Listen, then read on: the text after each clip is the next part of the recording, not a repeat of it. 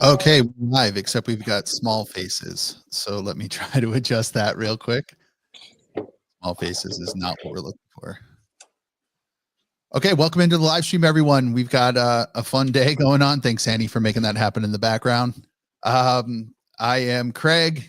You probably know me as Florian.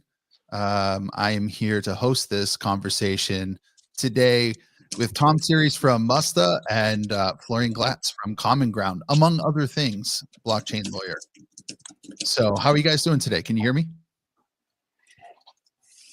Florian, can you hear me? I don't know if Florian can hear me. Tom, you there? I'm here. How's it going, guys? Pretty good. Florian, what's up, buddy? Thanks. Absolutely love that. I don't know if Florian can hear us yet. Yeah, Florian might need to adjust the audio settings, but that's all good.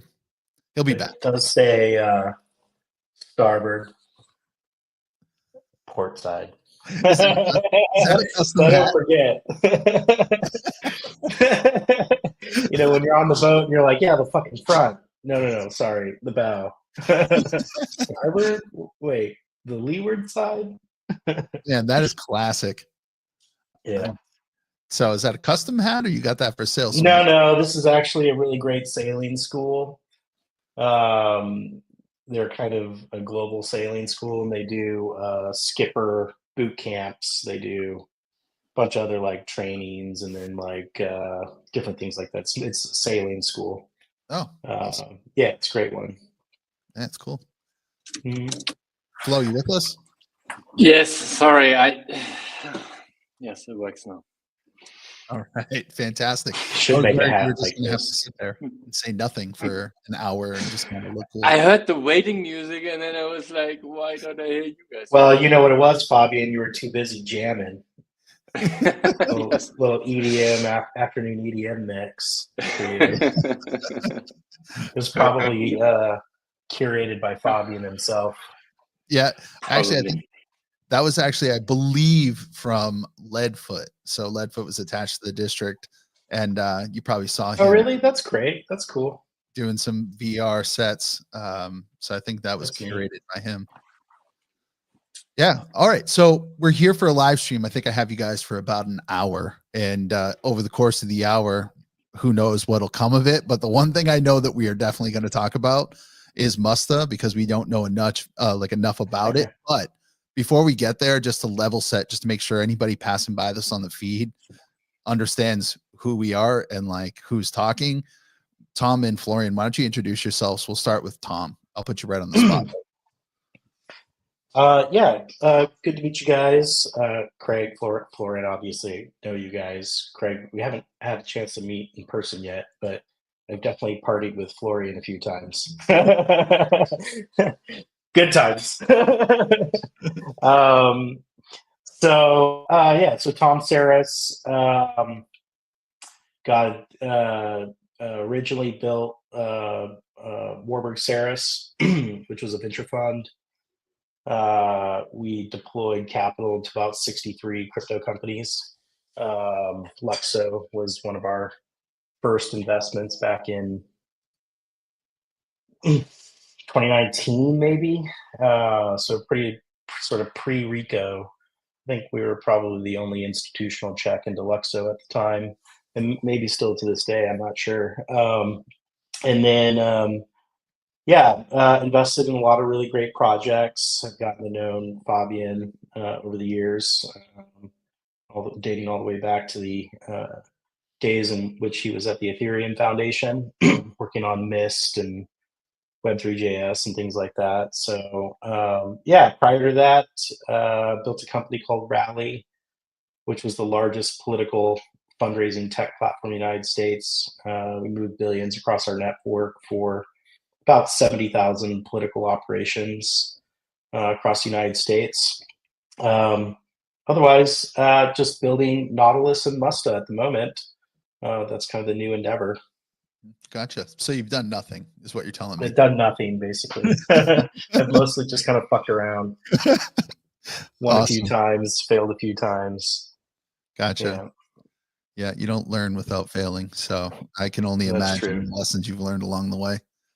Too many Yeah, well, expensive ones. yeah, cool. All right. So just to get the level set down, Florian, you want to give us a quick little intro? Sure. I mean, for those who don't know me, Florian, German lawyer, originally based in Portugal these days, and I've been doing a lot in this industry that we call crypto, now Web3 sometimes. We still don't know what we want to call it. Hopefully the new internet at some point. It's just the internet, a better version. Just the internet, exactly. I know Fabian since maybe 2015 when I think I saw him, or 16 when I saw him walk in the Ethereum office, starting his new job as the Mist developer to build Ethereum's fledgling dApp ecosystem, and followed his trajectory over the years because we were both based in Berlin. I remember back in 2018, I think I invited him to my legal tech conference to give a talk to a room full of suits about the future of identity and standards, how they work in Ethereum, and why open standards matter even to lawyers. Yeah, funny enough, I ended up building a Web3 social app called Common Ground since about 3 years. And about 1 or 2 years into building this app, I realized, wow, this fits perfectly to what Fabian has been building for like 10 years, what felt like it, and which is the universal profiles. And so Common Ground became one of the first social apps to actually integrate the universal profiles right around when they launched. And it's been a love story ever since between the Luxo community and Common Ground. And yeah, happy to represent. Awesome. I'm super pumped to have you here. Tom, you as well, because we just get to kind of, I don't know, maybe for the next hour, kind of vibe out, but talk about the things that are relevant and important to the industry today, the products that you're building, and the through line that I think stitches it all together, which is this idea that we haven't arrived at some end state that we should all be super proud of. In fact, we're in the process of becoming still. And I think the technological through line that brings us all together is this embrace of the universal profile, if not as like maybe the spotlight of what you're doing, but certainly as a core piece of infrastructure that you've integrated in your platforms. So that being said, Tom, you're coming on. You are a co-creator of Mustaa. Marcus is I've known Marcus for a few years now. Great guy. Had the opportunity Super great guy. time with him in Amsterdam, and he's mentioned Mustaa. I don't think I still totally understand what you guys are doing. Maybe you can give us a little TLDR. Yeah, sure. I mean, so yes, Marcus is a great founder. He's a great CEO. You know, I'll sort of like zoom out a little bit. Marcus and I met in a really interesting way. Obviously, I follow a lot of projects in the Luxo ecosystem, Common Ground included. And I saw a bunch of tweets going out about, you know, universal profiles, sailing. And I've been sailing now for quite a few years. Started with a buddy of mine who has about 10 years of experience. We did sort of a multi-week journey through the Adriatic Sea, and it was really incredible. It's one of the most incredible trips I think I've ever been on, and was pretty much addicted and hooked after that experience. And so, you know, I sort of thought a lot about, how can I, take a bunch of this stuff that's going on in Web3 and apply that to the sailing industry. And I sort of reached out to Marcus on Twitter randomly, and I was like, "Hey, man, let's chat." And I said, I was like, "If we can work together and go sailing a bunch, happy to tell you everything I know about Web3." And we sort of dove right into product ideation and iteration, um, and yeah, it kind of ended up where we are today. I mean, it was originally we were sort of thinking about it, or at least Marcus was originally thinking about it as like a marketplace for buying and selling yachts. It was originally, Marcus's background is he's actually a yacht designer, so he's actually been in the industry for a while. And I had just been introduced to this other company called Moorings Company. Moorings, for those of you who don't know, is a pretty big company actually. They're KKR backed, which is one of the largest private equity groups in the world, and they have a fleet of about 900 vessels and 20 bases around the world in some of the most beautiful locations on the planet. And they have this really interesting sort of TradFi co-ownership model where you can kind of put down a down payment on a yacht, and you get 12 weeks a year to go sailing on it whenever you want. And then when you're not using it, they basically put it into its charter fleet, and it generates anywhere between 8 and 12% annual yield on the value of the asset, because they can charter it out at kind of retail rates. And they have this point system where basically, depending on when and where you book the vessel, peak seasons versus shoulder seasons, low season, etc., you spend your points. And so you get like 85 some odd points per year, equivalent to your 12 weeks. And you can spend all those points in low season, or you can spend all those points in high season, and that kind of determines, how much time you get to go sailing and whatnot. And I was just like, wow, that's a fucking perfect use case for crypto. I mean, why worry about some arbitrary centralized control point of points? And why not build a true co-ownership model that's based on universal profiles, that has a token mechanic to it, so that you are essentially tokenizing time on what is effectively a real world asset. And so Marcus and I began to iterate on this idea a lot. There's a real businesses in this that are generating billions a year in revenue off of people essentially buying time on other people's boats. Pretty much any time you go to any charter company, you're typically chartering somebody else's boat, and there's owners or owner groups behind those boats, and they're generating yield on those boats and services also. And I had sort of thought a lot about, just even throughout my career investing in Web3 companies, we spent over a decade investing in infrastructure, right? Just lots of infrastructure, layer one kind of stuff, middleware kind of tooling, and all that kind of stuff as well too.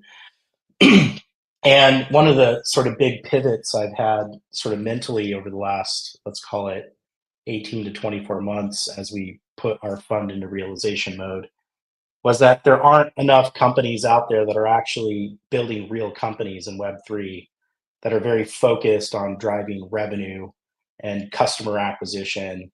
There's a lot of infrastructure being built. And the reality is there's an enormous amount of infrastructure that already exists in Web3, right? And so I kind of came to this place where it's like, let's just go build a company. Let's go build a lifestyle brand. Let's not really focus so much on tokens and all that. We'll certainly use token mechanics and stuff to fractionalize the ownership of yachts and to tokenize the time for true supply demand elasticity of time for a given real world asset. And so that kind of gave a lot of birth to the new direction of Mustaa, and Marcus and I had been pretty aggressive at kind of building out our alpha and soon to be beta implementation of the application itself. Expansive, because I think, I mean, I on your Substack, you have 3 different pieces out right now, with a 4th that comes out soon. And you talk about this idea of unlocking stranded assets, right? When that's what you. Yeah, I mean, that's basically what Uber did, right? When you look at a lot of these, Airbnb stranded asset business, Uber stranded asset business, these are businesses. These are black cars that normally just sat around doing nothing until Uber came around and created an app that says, ping, I need a ride, ping, I'm available to give one. Through this kind of ping-based relationship, they did, marketplace dynamics.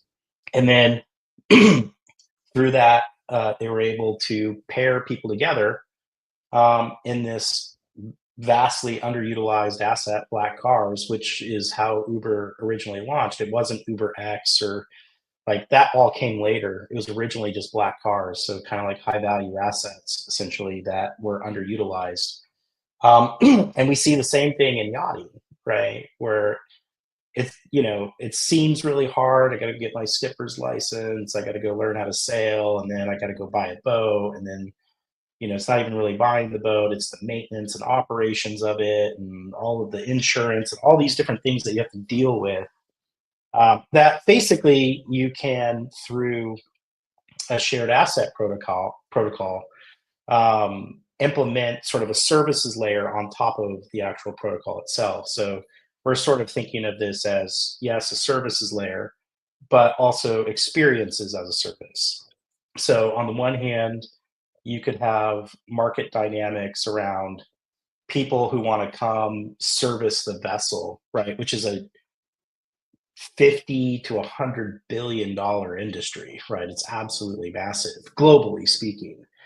For repairs and all sorts of different things, cleaning boats, and then there's beyond that, just other kinds of things where I want to go have dinner at a particular restaurant. I want to go hike some waterfalls with a guide. I want to have a yoga instructor come on board. I want to hire a skipper, a crew, a chef, right? There's all these different kinds of experiences and, unique experiences that you can provision in provisioning itself, right? Like you want food on your boat, right? Somehow you got to go to some kind of Amazon-like service that then delivers all of your food, water, all these different things that you need on your vessel while you're out doing that.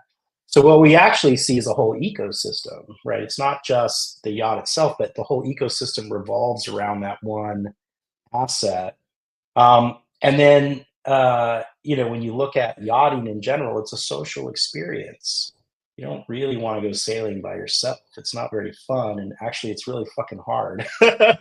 Having done it, especially if you're on a big boat, right? Which, we can do. And then, we started thinking about other things like a marketplace for trips. And so, we're running a bunch of alpha projects. We've got 2 trips this summer that we're running. Marcus and I are literally getting our hands into the weeds. We want to understand every aspect of the business and every aspect of the ecosystem. So we'll actually be on the water this summer for about 6 weeks, taking somewhere around 30 or 40 people now on various excursions in this case, it'll be throughout the Mediterranean. Wow. Yeah, it's supposed to be really cool. And so, we kind of think a lot about that. And ultimately, it's that kind of asset that sits there underutilized that if we can build a protocol, a services layer, and then, start thinking about time as something that is fungible, that we can turn into a token, then you can sort of really create this new supply-demand relationship between the utility of an asset that inherently makes it more accessible, inclusive of co-ownership models, right? If you look at Maureen's company, these vessels are about, the baseline, maybe $1 million to $1.5 million. You got to put somewhere around, 25% down on the vessel. These vessels have like anywhere from 4 to 6 cabins. So if you think about it, I could get like 5 of my friends together. We could each chip in $50K and boom, we have a boat for the next like 4 years that actually pays us. Yeah. That's amazing. And then I can have the resale value of this vessel in a secondary market that then gets me or allows me to recoup some of the original cost basis, to where basically I got to go sailing for the last 3 to 4 years as an owner for free, and increased accessibility across the globe for other people to have these kinds of experiences as well. So that's part of our mission overall. Expansive. I don't want to dominate the conversation here, so like I could come in with my own thoughts, but Florian, I want you to feel like you have an open mic to insert yourself whenever you want. I saw you nodding your head. You want to give some thoughts. I mean, about so many things I could add to this. Just maybe a few thoughts, which is that there's a backstory. There's a backstory to Tom's idea, and it's funny because it's deeply connected to the Ethereum space, which is that the team that ended up building the DAO, which was the first DAO on Ethereum, but famously hacked, Slockit, their original vision, which they presented at DEF CON 1 2015 in London, was the universal sharing network. And they had built a smart lock that was on chain, and you could unlock it through transaction on the Ethereum mainnet. And the idea was to build an Airbnb without an intermediary, and then an Uber without an intermediary, and ultimately now maybe yachting without an intermediary. And somehow on the way of building this, they were like, oh, we should build a DAO. And then they did the DAO, and then they were totally sidetracked on that. So you're bringing something really important. We know how that all ended. Right.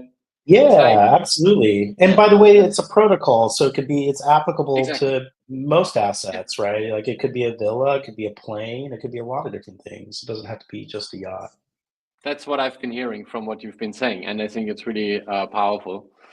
Yeah, no, that's awesome. Yeah, I mean, we have to start thinking of these assets as being programmable, right? These are programmable assets. They could be programmable assets, and that's actually something that Universal Profiles actually enables. Is now we can take this real world asset, attach a universal profile to it, and then through that universal profile, now we have effectively a digital passport that allows for the vessel to become programmable online.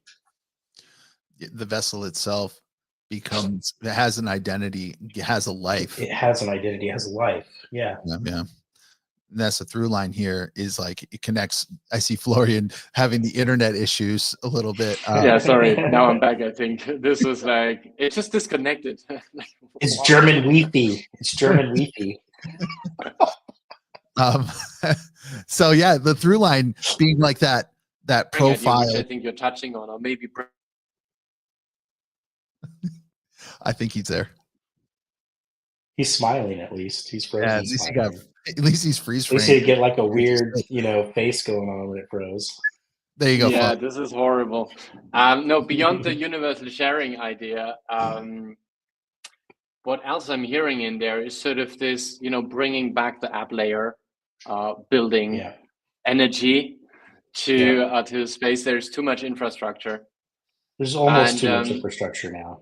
Yeah, for certain. Exactly. For certain. There's too much. And I think the app builders here have been painfully noticing that for a while now. Yeah. But there's a renewed effort now. And I think this is just great timing for everybody in this call. You, Tom, for us at Common Ground, for, Luxo, Craig, that you represent. So pretty awesome time for us all. And yeah, I can see how maybe Luxo can be the place where these kinds of businesses, like the long tail, right, of all these many apps, is sort of being built. I see that Luxo puts a lot of effort into AI vibe coding. I'm vibe coding the whole day. I feel everybody's becoming a vibe coder. So, it's all coming. My dog is a vibe coder. She's great at it. She just what's she building? Paws at the keyboard, and I don't know, makes magic. God.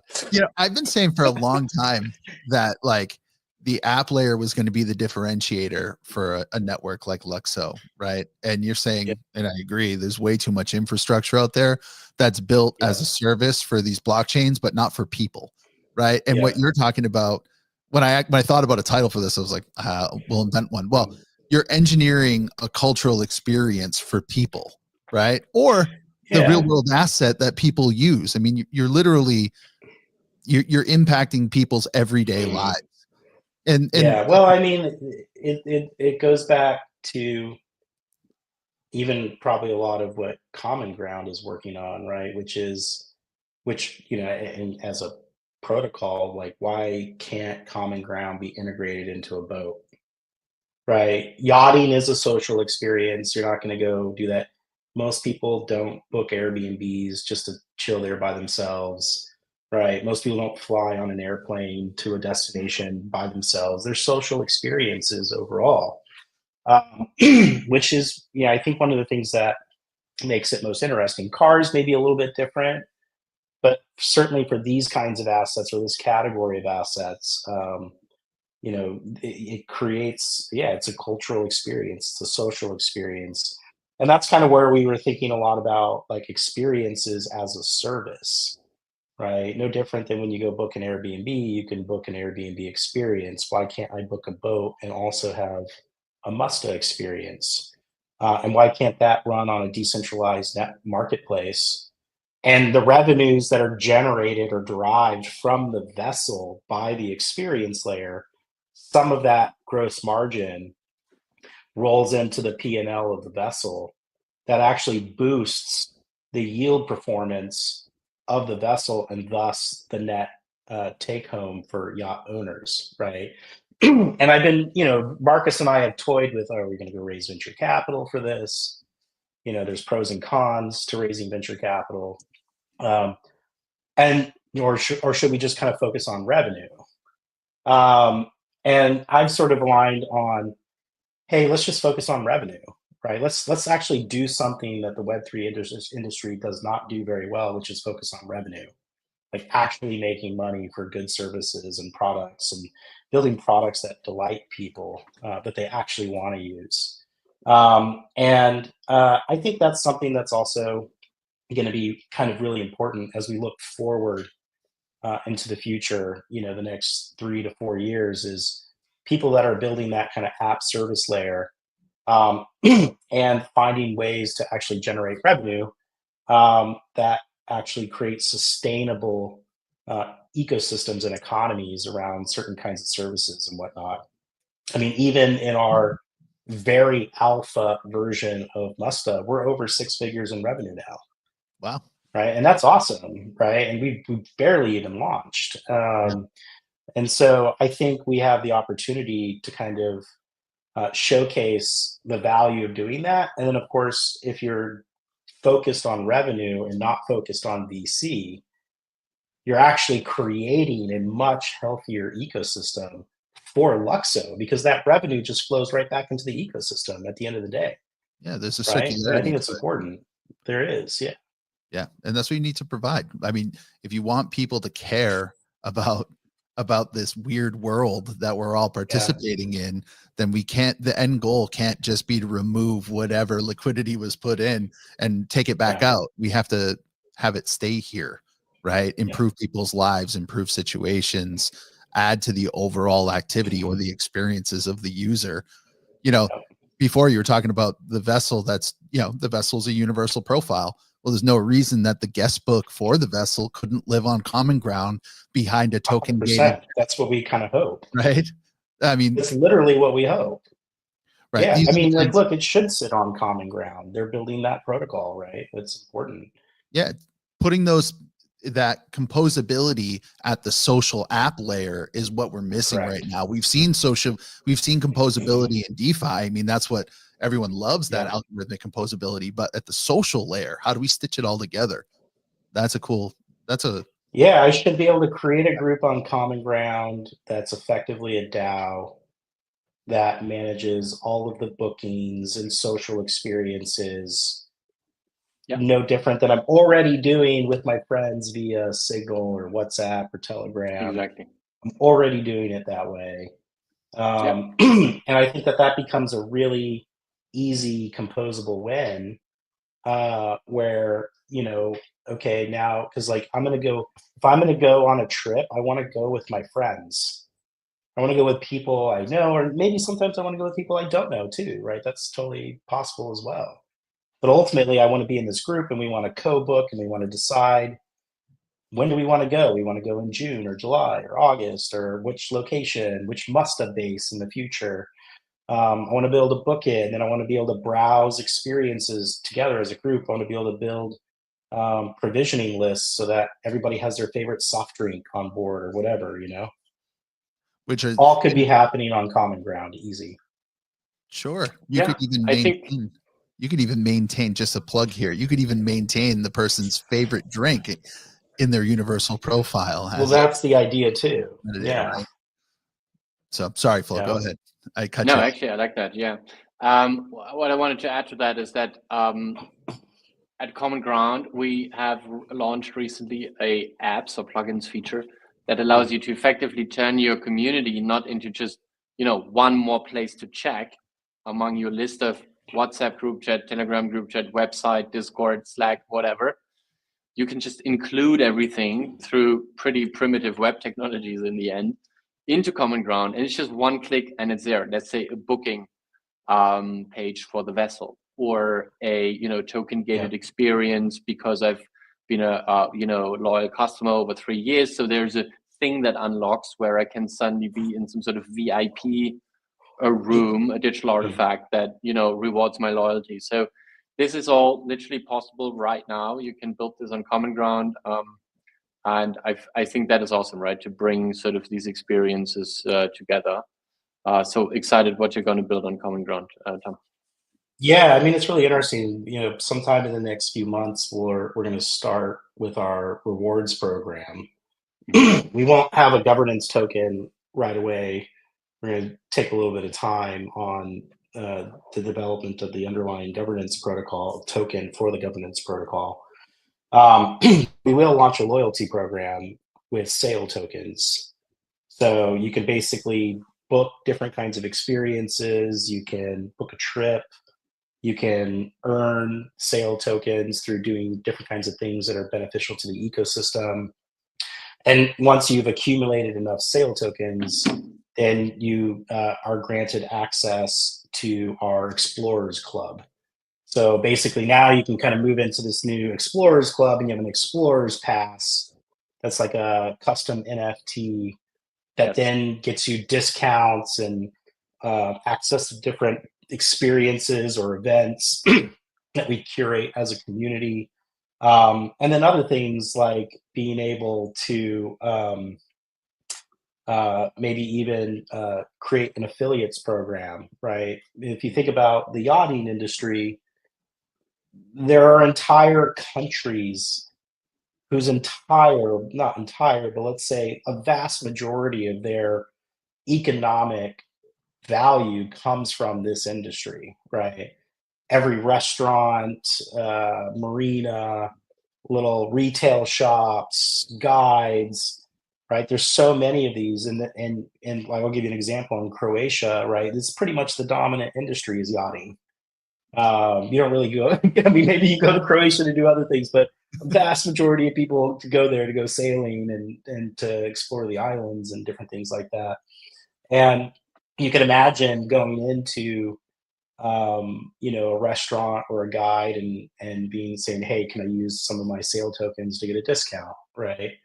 And there's no reason why we can't refer traffic essentially to sole proprietors or businesses in the local community in exchange for accepting our sale tokens as a discount on some future purchase or something like that. So these are the different ways that we're starting to think about these loyalty programs, and the ability to even have like a merchandising store where it's like, I want a hat, or I want certain kinds of clothing to go sailing, or use my sale tokens towards a discount on an experience, and so on. So this is something that we'll probably be launching in the next few months or so. It's incredible. Do people look at you like you're crazy when you talk about this stuff? You say you connect blockchain to actual real world, because I mean, I don't feel like there's enough of those conversations going on out there. Yeah, I mean, look, when I talk to most people, I try not to talk about blockchain. I try not to really kind of focus on the token element. I want to focus more on the service that's being provided, the experience that's being provided. It doesn't really matter if it's a token or not per se, right? Only that they're getting improved utility and better experiences at the end of the day. Obviously from a pure technical standpoint, and like what we're planning to implement in terms of modern day web architecture is a token based economy and all these different kinds of things. But I think we actually harm ourselves by focusing too much on the token or the NFT. It's just like, no, it's a boat, it's got a profile, it's got provenance records, they're immutable. Nobody gives a So, shit how it works. They just want it to yeah, work I think better and make their life better, right? they want to go sailing. That's Yeah. it. So You that's what it all know? comes down to. You know, I feel Yeah. like as an industry, the people involved in blockchain spend way too much time pretending like the normie cares about the technology that Yeah, they underlays. don't care. No, not at all. Is No, there they want friction? to go to defected Croatia, for a week, and they want to like party their faces off and have a really great time, and then get back on their boat and go chill next to a waterfall. Yeah, that's right. And they want to do it in the lowest That's what they friction way really want to possible. do. Yeah, they want to do it in a way that like Yeah, it's easy for them, right? Like why yeah, do people you go on a cruise ship, the cruise ship takes care of everything for you. You book the everything. excursion, you just get off, have fun, get back on, right? Yeah, This is effectively what you're pitching, but in that's a right. In a more cooler way. yeah, much cooler way. I was looking for the right adjective. Yeah, it's just cooler. I mean, let's just face it. Like, the problem with getting on one of these big cruise ships is there's like 1,000 people, and you don't have any control over the destination. You if you miss the boat, literally they leave without you. It doesn't happen on a Musta vessel. It's your vessel, actually. If you want to wake up and go somewhere totally different than what you had originally planned, you can do that. Or you can just sit there and chill for an extra day because you don't feel like going anywhere. Yeah. You said it before. This is actually it's a protocol. So you're talking about vessels right now, but this could be a villa. This could be anything. Yeah. You know, you Yeah, insert. we think of it a lot like composable experiences, right? So I should be able to compose experiences across different assets. So if I'm gonna, charter a catamaran, a 50-foot catamaran, all of our friends, we're all gonna go and we're gonna book cabins and different things like that. Probably gonna have to stay somewhere for a night or two prior to arrival or after I disembark, right? Why not just have that flow directly into a villa booking, Yeah. right? Why not have that flow into some other kind of booking that's associated with it, even a car service or something to get me to the boat? So, there's different kinds of experiences that you might have around a villa, around a plane, around a, orbital meditation pod, whatever, right? Like these are the kinds of things that you want to do. You want to compose it. You want this grand itinerary across these different kinds of assets that unlock our ability to have various kinds of experiences, both social and not. Yeah. So in your Substack, when I was reading about Musty, you were talking about this idea of like, let's onboard an agentic like concierge service, right? Yes. And that's Why super not? powerful. And I know how interested you are, Florian, in the world that is becoming with with AI kind of integrating itself, or us integrating AI, depending on how you look at it. Um, in the context of Musta, having a concierge service, which is basically balancing demand across seasons, finding you the best deal, taking care of maintenance schedules, automating all of this. I mean, that's what people would, again, if you're trying to reduce friction and make something valuable, that sounds pretty valuable to me. Not gonna lie. Yeah, I didn't have a question there. That was a thought. I engaged you for Yeah, I mean, it's a good thought though, because if you think about, I mean, we're approaching the era of the self-writing internet, right? That's what's happening. We're going to have an internet that basically builds itself through the use of agents. They're going to be able to build blockchains. They're going to be able to build their own protocols. They're going to be able to program their own assets. That's not that far away. I mean, we were talking a lot about agents 10 years ago, but it was way too early. Now, with these kind of improved transformer models, right, and our ability to kind of scale their utility and adoption, they're just getting better and better at a much more expeditious rate. And so when you think about the use of, whether it's, logistics agent or a concierge agent or an itinerary planning agent, um, these are all things that are very doable right now, actually. It's not like even 5 years from now. It's literally today they can be done. And I think, when you look at the sort of TradFi model, everything was kind of built into, it's all contained in a sort of verticalized supply chain within a company stack. But now you can kind of get all the same benefits by building out a composable ecosystem. So that way, I'll give you an example. Like the benefit of Maureen's company is they actually make their own boats. Now they do. They didn't always, but now they do.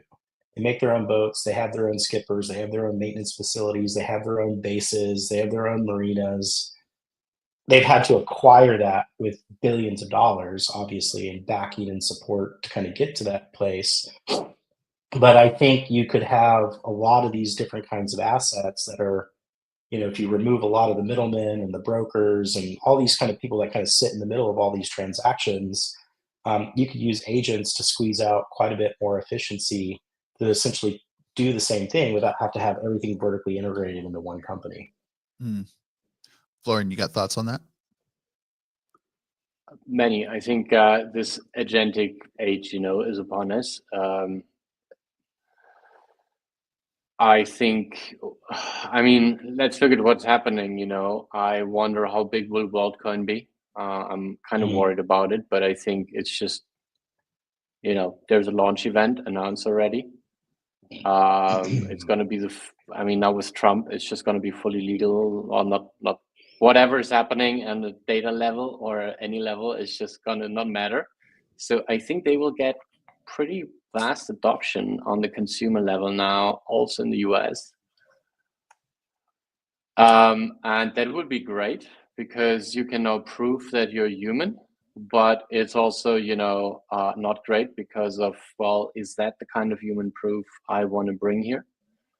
But I think that one consequence of the agentic future is that fact that we really need the proof of person now. I know Luxo tries to solve many things, but that it does not directly address. You could have some sort of emergent humanity score just by looking at, your on-chain past, let's say. But, OpenAI has that too. They have a complete psychograph of 500 million people. They don't even fucking need WorldCoin, probably. They can just statistically look at your conversations, probably, right? So, I don't know, man. There's I'm very excited about it, but it's going to be tough. So also, I am left with this thought, and I'm not unique in having this thought. I'm sure many people have it.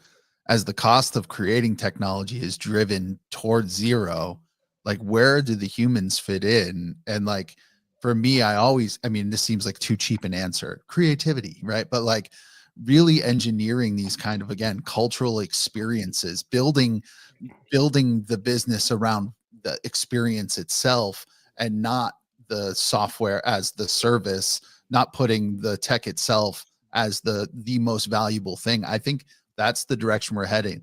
Do I understand what that really looks like? No, but like that's my feeling. Does that resonate with you guys?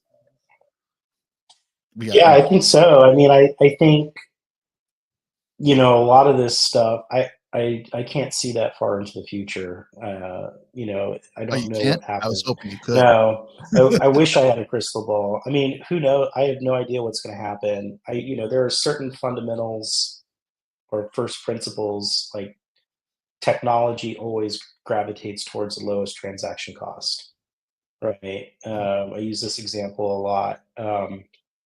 Prior to the internet, transaction cost of knowledge acquisition was extremely high. Why? Well, I had to literally get in my car. I had to actually buy real gas, not ETH gas, but real gas. Yeah. To put that gas in my car, drive to the library, get a library card. Then I had to go to the Dewey Decimal System, dig through the little note cards. And then once I found the book I was looking for, then I had to go to the bookshelf to pull the book. Oh, no, it's not there. Right. Somebody didn't return it or something. Or there's coffee stains all over the fucker because somebody was studying with it all night. Whatever. Knowledge acquisition transaction cost was extremely high. Yeah. And then Google came. Right. And Google said, nope, transaction cost is not zero, but basically zero. Right. And I think the same thing is happening on a global scale as a result of both AI and Web3 coming together. Actually, transaction cost is it should equal zero, right? We should have instant contextual awareness. AIs should have instant contextual awareness, the ability to have on-chain proof of humanity. But even more so, like, I should be able to look at an agent because there's going to be not a few of them, right? There's going to be tens of billions of agents, maybe more. We're going to have agent councils. I'm going to have probably 20 or 30 agents that do different things for me. And the question is, how do I know how that agent was trained? What are the fine tuning was done in order to get it? What model, transformer model, does it run on? Was it a black box transformer model or a decentralized version? There's people working on that too now. And so you're going to want to be able to have the blue check mark of agents. Is this my agent? How do I know I'm actually talking to my agent? You don't know today. How do I know when I get into ChatGPT, I'm not talking to, like, Florian in Berlin who's giving me bullshit hallucination answers? Don't. I mean, obviously it's like really fast, so you have to type really fast, but you don't know. You don't know if it's a dog, right? You just don't know. Yeah. And so you're gonna need this. This is gonna need to be accomplished through verified compute, right? So that's kind of infrastructure that needs to be invested in. That there are a handful of organizations working on that as well too. But yeah, I'm actually really excited. I'm actually pretty darn excited because I think it's going to free us up, as you said earlier, which is now having the opportunity and the ability to participate in experiences more, right? I'm going to be able to do things that maybe I wasn't able to do in the past because all of this other mundane stuff has now been effectively outsourced and automated to agents, bringing me up to do new kinds of things or to do more of the things that maybe I've wanted to do simply, but can't because I'm bogged down in all the mundane daily operational kinds of things. So yeah, I think it's going to be, I'm really excited about the future. I think it's going to be awesome. And the future is now, right? It's happening literally right now. So that brings me to like this thought, like as the future you just described starts to become more and more of a reality, like a tangible reality, does this increase the need for these, or does this increase the, maybe not utility, but maybe it helps third spaces find traction through this, through even something like a Mustaa protocol where you could, time could be tokenized, but really it's a third space is a real world asset. It could be a boat, it could be a building where we're holding for a community, but we could have this great community ownership of, I'm going to plug you common ground here, Florian, right? You have a digital common ground, but maybe these common grounds start to pop up and they are fractionalized, and it's not tokenization in the base kind of way where we're just going to coin everything. And what that means is we made a shit coin, but it's something meaningful where the experience of the third space itself is important, right? Like, I feel like maybe that is coming online as we get going forward here. Yeah, totally. I mean, we see it on common ground too. We see, a new generation of users coming to the internet, and I think they are turned off by, the internet has become what our inner cities also have become. It's like dead places without any joy of spending time there socially.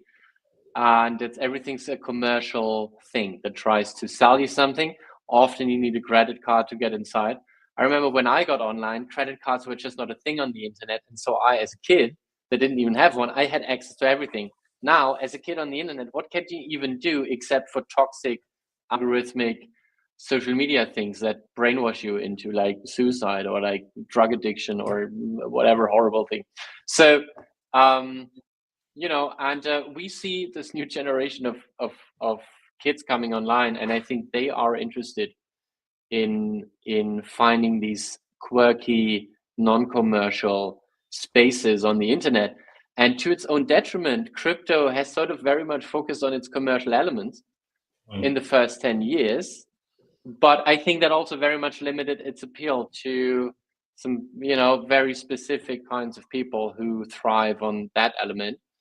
And so now, Common Ground is part of a small group of apps who don't really have that much of a transaction focus, and more of a be a place focus. And funny enough, we do see success with this, but yeah, not from Web3 people, not from people who care about crypto, but from just people who, I think they might not even know why they like us, but I think it's exactly because we're not in your face, so I don't know, addictive or commercial focused or algorithmic focused. We're literally not selling anything to people on this app.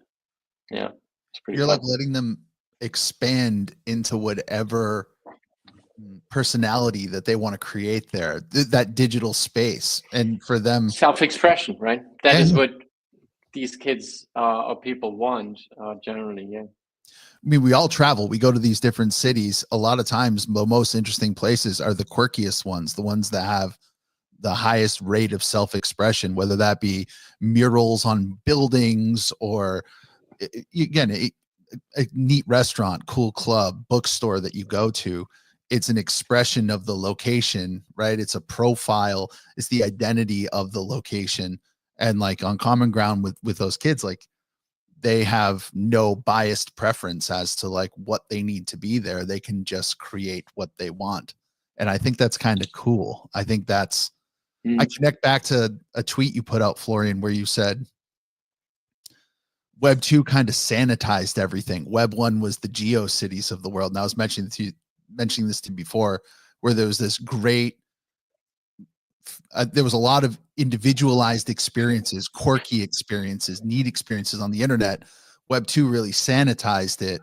Web 3, we haven't reached there yet, whatever Web 3 is, because I don't think we cared enough about, if I have a key to my house, I care more about the house than the key, right? I want to, I don't know. I don't feel a great connection to my key, so to speak. So a long way around saying, I resonate with this idea that this idea that people want to express themselves in unique ways and authentic ways. And we need to be able to provide that experience for people to really adopt it. So speaking strictly about Web3, we need to provide opportunities for people to expand into their identities, into their on-chain personas in a lasting way, right? That doesn't get taken away from them. And that's kind of the cool thing about something like Common Ground, Florian, just speaking directly to it. I'm me in one server, but I have this identity that can persist across all these servers. And I can even take it off in the case of my universal profile, and I can now leverage it in Mustaa. Or what you were showing me before, I could take the Mustaa protocol, bring it in as a plugin into Common Ground and have it in that context. And it's me everywhere. And I can, as weird as I want to get or as sanitized as I want to get. Again, brainstorming. No, exactly. I think this goes there. And there is another element to it that excites me, which is Nathan Snyder. He, like a researcher in the US, he calls it governable spaces. And, he says well, when have you ever, on an internet platform like Meta, WhatsApp, or whatever, been part of a, governance decision about what should happen to this app? And the idea that we govern our digital spaces, just like, you could elect yourself to a city council to make decisions about how the city should be developed further, where they should build a kindergarten or whatever. So why is this not happening online, right? And I think the reason Web 2 is now superseded by Web 3 is not because the business model of Web 2 wasn't good. I think it was perfected. It perfected the attention economy, but it left people unsatisfied.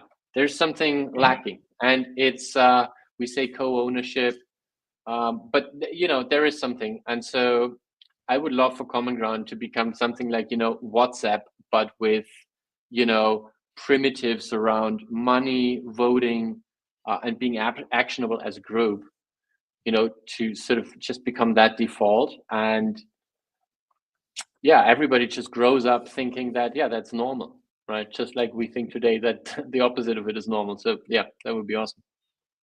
Yeah, you know what's interesting, Florian, is I just am writing another article series about that as well too, with the sort of core thesis behind that being digital asset stockpiles and tokenized treasuries. Right? There's this new rebirth in the United States where, you know, it's okay to do crypto again, which is great. And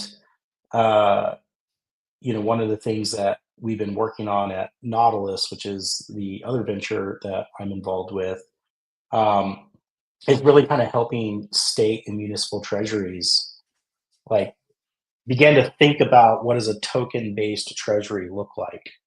What's that platform look like? What's the set of tools? And ultimately, you know, being able to kind of sit on top of, you know, a large balance sheet of tokenized assets, where it's tokenized gold, right? Tokenized treasury bills. There's a project in the US called Superstate that's getting pretty close to about $1 billion in AUM, just simply tokenizing treasury bills, 24/7 NAV. Right, you can be in and out of a position on a Saturday afternoon if you really wanted to. And what that's ultimately going to give states and municipalities, and perhaps even the federal government down the road, is once that exists, well, now I can actually publish my balance sheet to the web. And now, as a citizen, I can go to the government website and see the NAV of our state treasury system adjusting in real time.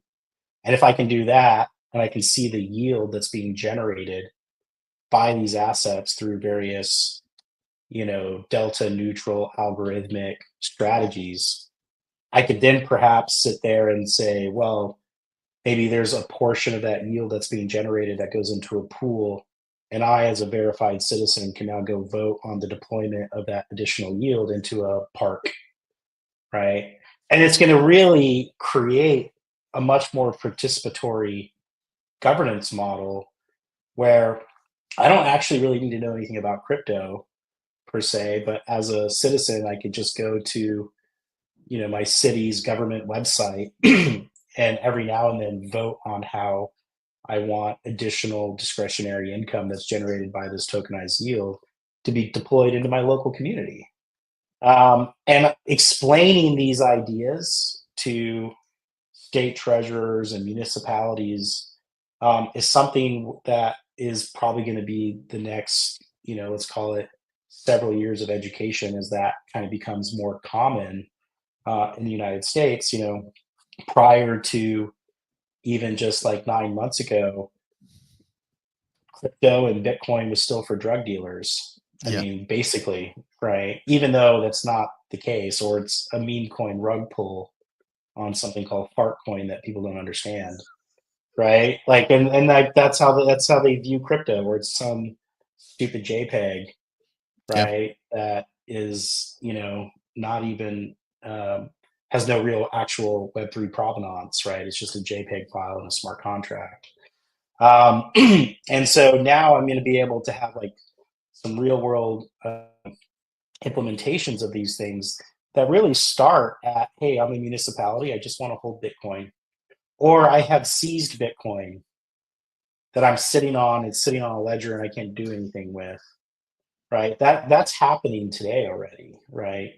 And so I think we're sort of pushing forward with this idea of like tokenized treasury management. And once you have that base layer of my treasury being tokenized, or I have a stockpile of digital assets, that becomes kind of like a kernel that can then branch off into a whole crap ton of other kinds of citizen-oriented experiences, including like going to the state treasurer's website, seeing how much money is sitting in the yield pool, clicking a button, and taking out a small business loan. I think this is awesome, Tom. I didn't know that you're working on that. This is awesome. Like, Yeah, it's the other thing I'm working on. Those are the but is Mustaa that and Nautilus. is that targeting public bodies, municipalities, particularly, or? Yeah. Oh Yes. wow! So it's almost Yeah. wow. That's cool. So you're Yeah. doing nothing important. It's targeting municipalities and government-owned entities. Yeah. But the same tooling could be used by a family office, Yeah. Sure. right? Why But not? you're targeting Right? an underserved constituency. That's Yeah. like part of the yeah, like this is great, right? And they need the yield, and using it as a way to get people more engaged at the same time feels Yeah. like genius. Like it, Yeah. you know, they have I'll no give you a money really to give good away, but you're example. giving them new money to play with almost. That's It's right. genius. Yeah. So a lot of, so we've been talking to a number of municipalities and whatnot. Mm.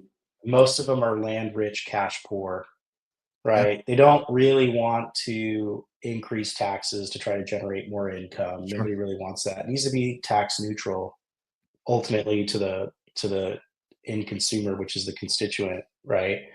But you're sort of sitting there, you've got $3 billion worth of seized land, right? Parking lots, random fields in the middle of fucking nowhere that you're not doing anything with. That has real value. There's real value there, but you Yeah. can't, nobody's doing anything with them. Why not Stranded put assets. those out to stranded asset? Yeah, exactly. Why not wrap that stranded asset into some other, it doesn't even have to be a crypto based thing, right? You can just put it into an entity that can then, convert that into some form of low risk liquidity event that creates liquidity that can then flow into tokenized gold, tokenized treasury bills, whatever, Bitcoin. And then once it's sitting there, you can use agents and various other kinds of hedge fund as a service kind of tooling to boost the yield that you're already not getting from the land just sitting there, right? Sometimes it's land that's sitting there that they're actually spending money on to maintain, but can't generate any income from it. So it's actually a loss, right? And so, our focus is really kind of like really zeroing in on that aspect of it, which is you have all of this land that's basically sitting there. I mean, billions and billions. I mean, across the US, it's probably hundreds and hundreds of billions, right? But, even for a local municipality, we spoke to one, they had 3 billion and just like land that's not used. Let's change that. By the way, Tom, we just onboarded a new ecosystem, or in the process of it, on Common Ground, which is called City Nouns. And they are building a network of DAOs across all the cities in the US. And, try to sort of build community that way. So they could be potentially a partner in just reaching out to more municipalities. Would love to chat with them. That'd be really great. I missed the Yeah. first part, the name of it, because I think your Wi-Fi freezing virus has spread to me. City Nouns. City Nouns, DAO, City Nouns. Yeah, Sydney, like will you message me I that? will send it. Yeah. Okay. Awesome. So we're getting close. I mean, we've been talking for an hour here, and I want to be respectful of your time, both of you. But I'm just impressed, Tom, at like the scope, the wide ranging scope of what you're dealing with, and the scale of at really where the scale at which you could impact the real world with your productive time. And I wonder I was wondering while you were talking, like the current crypto Twitter that exists out there, the participants in what most people would consider crypto or blockchain, like is the industry creating headwinds that is making these really valuable use cases for something like these municipalities like more difficult for you to really push forward, or are those people so removed from that conversation that it doesn't even matter, right? Like, are they just oblivious to I think they're so removed from the conversation, it doesn't matter. Yeah, okay. I think most of them have heard about Bitcoin, and that's about it. It's probably a good thing. Yeah, it is a good thing. I mean, there's a lot of like messaging that needs to be addressed more broadly with a lot of these guys. You can't really go in there and talk like you have to go in there and talk about really simple, very basic things. You can't sell them on smart contract automation and all that. They're not. It's going to be like this, like way over their head. Yeah. But you can go in there and be like, look, there's $1.6 trillion in treasury bills held by states in the United States. Right now, they're pieces of paper that sit in your drawer. Let's just have a very simple dematerialization event that takes that piece of paper and turns it into a digital asset that you can then from there expand into like very simple flow. Mm. For one of the safest assets that there's a reason why they hold. They're just safe, right? And tokenized gold, right, and different things like that, helping them kind of understand these very simple things, and then just proving, hey, I can increase your yield by 100 basis points. When you're dealing with that level of scale, 100 basis points is an enormous amount of money, right? And so really thinking about these very simple solutions, and focusing a lot on kind of bringing them the things that they need to engage in it in a safe way. And that's ultimately what I think what we want to provide to municipalities in general. We don't want to go in there and talk about anything more advanced. We can expose, smart contract kind of capabilities where, you can use a transformer model or something like that to engage in delta neutral algorithmic trading to, enhance your yield and start to kind of show them some of these like simple use cases that will only allow them to continue to maintain their business, which is, if you're a state or municipality, you're in the wealth preservation business, just like a family office is. Yeah. Your goal is to preserve wealth, right, and grow it. And from time to time, you might take riskier bets, but usually once you kind of solve that kind of baseline, which is wealth preservation. Yeah. Elevating this entire well, I'm sitting here and I'm taking in what you're telling me, and I'm just struck by you're providing in this conversation two very real applications of, oh God, my Celebration. You brought balloons for me. Thanks, yeah. Greg. Yeah, you're taking these two applications that you've described, Mustaa, and then what you're working on through Nautilus in this. What am I even saying? They are so far and above. They are entry points for other participants to engage with this technology that make meaningful differences in the daily world. It's not just I bought this piece of collectible art, which I feel like we stalled out on in 2021. Yep. I wish there were more conversations like this that were happening in the public eye and not hidden, and maybe we could shift narratives. But for now, like you said, it's all fart coin or, buy my shit coin. And that's when is the price going up? The only people that really benefited from Pump.Fun was Pump.Fun. Yeah. Right. I wish for sure. For real. Like gosh. Yeah, it's so crazy. I mean, even the whole NFT thing, I am not a big buyer of NFTs. It was cool. I remember when they were really popular for a bit, and it was their peak year was like 10 billion worth of NFT sales. And like I just didn't buy into that. And I was like, no. I'm not gonna buy an NFT until I have a decentralized version of Figma or Adobe Photoshop that's running on chain, that's actually capturing my pixels as I lay them down, capturing all the metadata related to the actual birth certificate of the thing I'm doing. And then when I'm done and I hit save, that at that moment in time, it's a protocol level mint, right? So I have back to birth traceability of my digital artifact. from the user interface where I designed it. To me, I was like, until that happens, I'm not really going to buy an NFT. Wow. That's a, And it's truly unique. yeah, for sure. That's a hurdle. I don't know. Yeah, what it's we're a doing huge there. hurdle. I think we're going to have the great burning event at some point where all the NFTs that people bought, they're just going to be one of the biggest, world's biggest burn. I'm going to burn all this shit because it's totally worthless, basically. Well, the EU just instated a law that forces you to delete a blockchain. So maybe Oh, we just really? delete the blockchain. What? Well, like, expand on that. Tell me more about that. Delete a blockchain?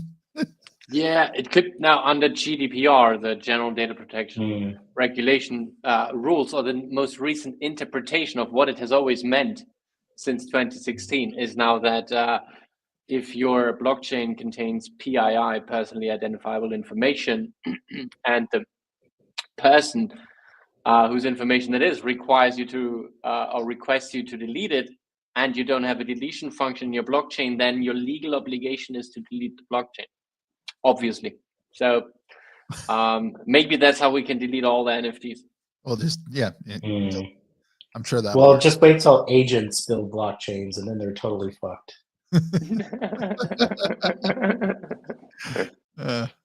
Good God.